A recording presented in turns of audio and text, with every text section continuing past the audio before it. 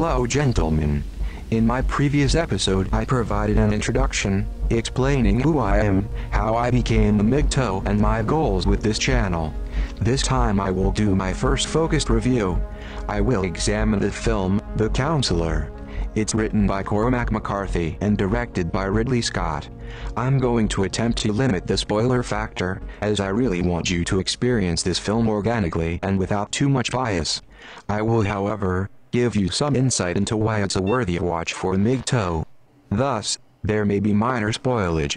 The Counselor is essentially a cautionary tale about men who let the expensive hobby of women get them into a shitload of trouble.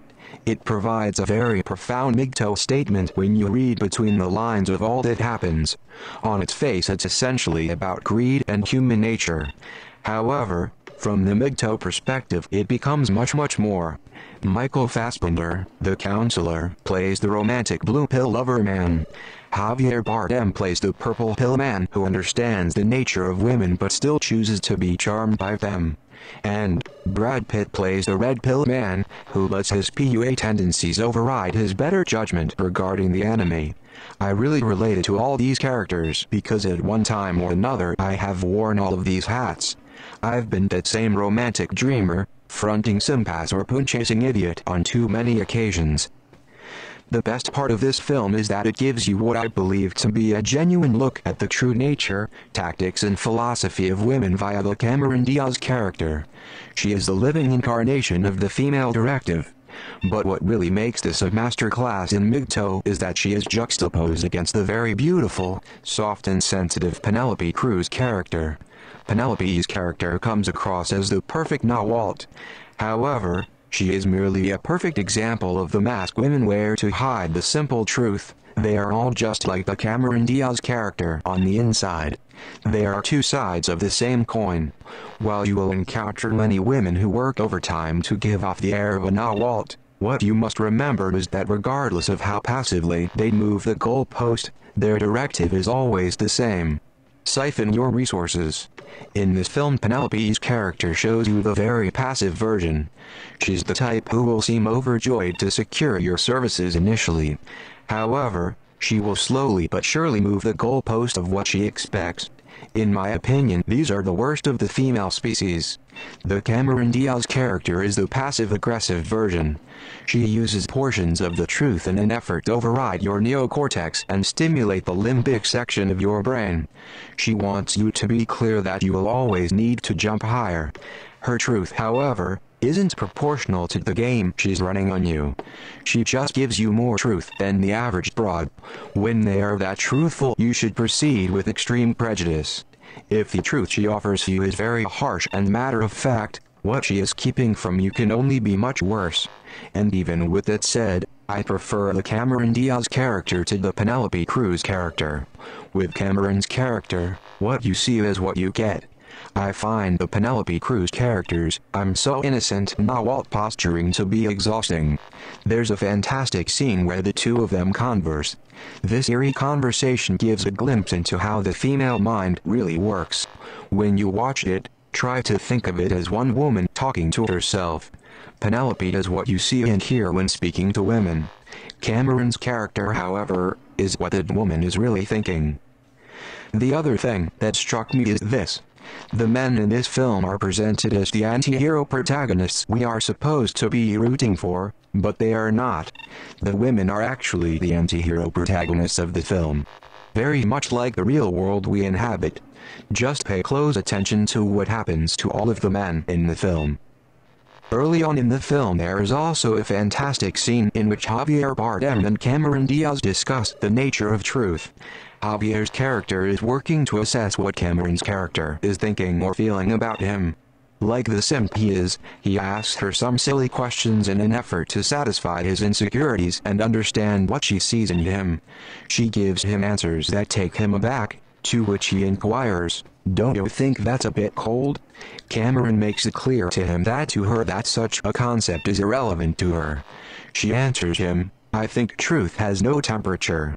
She has him so completely wrapped around her finger that even when she gives him a glimpse of her capacity for cruelty he remains blind to the dangers she presents. Javier's character is whipped. There is no way you'd let a woman like this so close to your business affairs without being a simp of major magnitude. There is more subtext than the bits and pieces I mention here. When you finish the film, I suggest you return to the beginning and listen to that conversation again. You will then thoroughly understand what she was saying to him. If you are like Javier and want to know why a woman likes you, the answer is simple. What you need to always remember is that if a woman is spending time with you romantically, she feels you have a resource that she needs. Resources come in all shapes and sizes.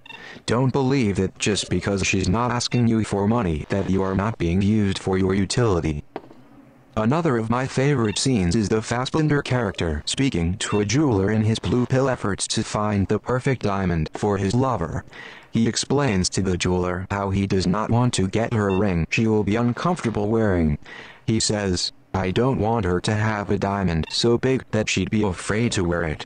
The jeweler, who is a much older gentleman and well versed in these matters, says, "She is probably more courageous than you imagine." It's how most of the conversations in this film are, softly spoken but carrying heavy subtext. The conversation with his jeweler becomes even more profound as it continues. He is an OG and skilled in selling blue pill men the motivation to invest in women. If you look very closely, you will see he wears no wedding band. Not sure if it was intentional, but my Migtow eyes, they've noticed these things of late. One of the counselor's clients is an incarcerated felon played by Rosie Perez, whom I find to be one of the most annoying celebrities of all time. This character gives you some insight into the ever-present prostitution mentality in women. She also shows you that the only thing they truly feel any real connection to is their child. Everything else is for sale or disposable. This is also one of the few interactions where I have a modicum of respect for Fassbender's character. Speaking of prostitution, when you get a moment you should watch American Pimp. The narrative of that film plays completely differently now that I have my Migtow eyes. Natalie Dormer, who is very hot in this film, also has a brief but important couple of scenes in the film. She demonstrates yet again the ease at which women are bought and sold, and the ease at which men will follow their dicks into all kinds of suspect situations. She also gives an insight into women's constant struggles with exercising common sense, as well as the mercurial nature of their supposed convictions. Their limited and brief bouts of what passes for a conscience are always too little and too late. She and Penelope Cruz may be my least favorite characters in this film. I say this because feigning naivete is one of my least favorite feminine tactics. They tend to beat this tactic into the ground and it is disingenuous and exhausting. It is part and parcel with their consistent lack of accountability. As per usual, Natalie's hot factor is not worth the result it creates for the man in question. The smartest man in the film is a character played by Ruben Blades in only one scene. His speech to Fassbender's character about choices when translated into Migtow math should be looked at as a cautionary tale about emotional ties to women and marriage. When you go down that road, you will have created a whole new world. That new world will no longer hold a resemblance to the world you started in. To quote Ruben's character, "The world in which you seek to undo the mistakes you have made is different from the world where the mistakes were made." Ridley Scott kicks ass with this film and no one even noticed. Probably because everyone was busy hating his guts over Prometheus. Or perhaps his film is just too honest about women and the Hollywood femme mafia just suppressed the hell out of it. This film is a must-see for the Migtow man. Please write me and tell me your thoughts after you've seen it. This week's recommendation is the Showtime series Ray Donovan. It's a cautionary tale about a man who lets the women in his life continually fuck his shit up. You root for this character to wake up and see the truth about these women and stop his white knighting ways. He is a utility to every woman who walks into his life. He unfortunately has linked his ego and manliness to his ability to manage the feelings of all these problematic vampire wenches. His wife is a particularly good example of a talentless and useless wife sucking her husband's resources dry. I'd also like to recommend a book I found it while doing research for a screenplay I'm writing. You might find it interesting. It's hard to find. I believe that's because it unintentionally reveals too much about the nature of women. It's called Women, Sex and Addiction.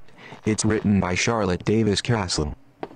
Next episode I will review the film American Beauty, written by Alan Ball and directed by Sam Mendes.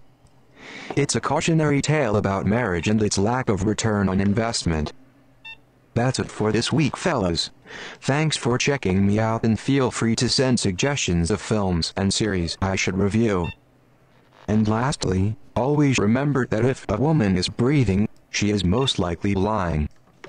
This is another training program to teach you one thing: if they are not one of us, they're one of them.